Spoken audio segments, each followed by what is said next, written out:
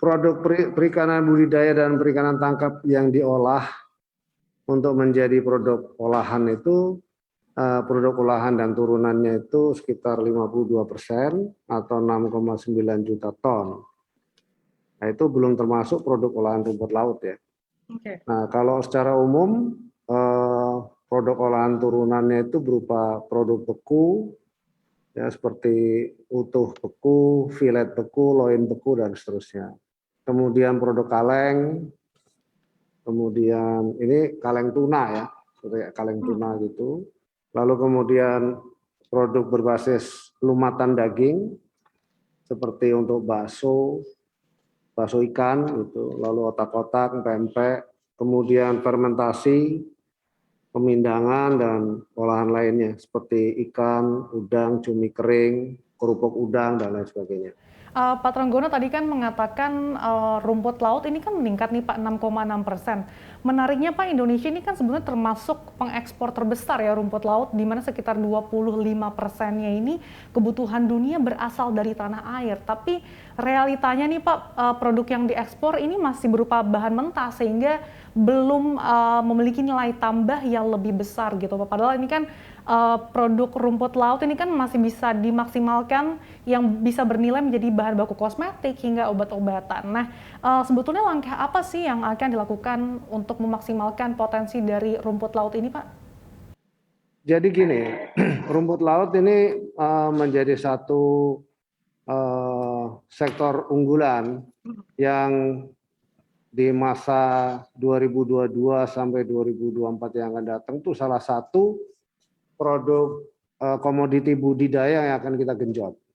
Nah, sekarang ini kan memang industrinya belum berkembang dengan cukup baik.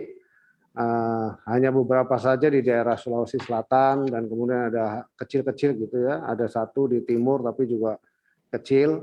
Nah, kita akan genjot dulu dari sisi jumlah produksi. Sementara ini memang hasil produksi rumput laut itu kebanyakan diekspor masih dalam bentuk raw material.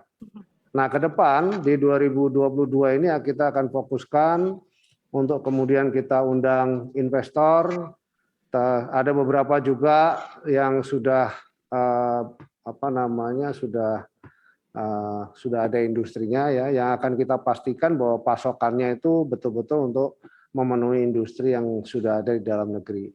Nah, karena ini adalah unggulan, saya kira nilai tambah dari produksi rumput laut ini harus betul-betul bisa dikuasai di negeri kita sendiri. Itu saya kira. Tadi Pak Trenggono sempat sebutkan sedikit terkait dengan wilayah yang akan digenjot, diantaranya Sulawesi Selatan. Nah, selain itu di mana lagi sih Pak yang kira-kira ini berpotensi untuk digenjot lagi nih untuk produk rumput laut? Oh, di Indonesia Timur ya khususnya. Di Maluku, Maluku Tengah, terus kemudian di Nusa Tenggara Timur, ya, kemudian di Sumba Timur itu akan kita kembangkan.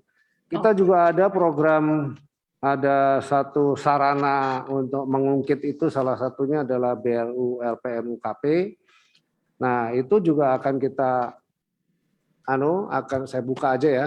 Jadi itu juga akan kita turunkan ke sana untuk kemudian kita lakukan pembinaan karena kita punya penyuluh-penyuluh juga untuk kemudian produksinya bisa kita prediksi nanti dalam periode-periode yang akan datang kita sudah bisa monitor besarannya seperti apa. Itu salah satu karena itu menjadi satu komoditi yang cukup menarik dan pasar internasionalnya cukup besar. Selain juga untuk bahan makanan tapi dia juga untuk bahan-bahan farmasi. Untuk informasi lebih lengkap dan berita terkait, klik link di deskripsi. Jangan lupa untuk install aplikasi CNBC Indonesia di App Store dan Play Store. Jangan lupa untuk subscribe ya.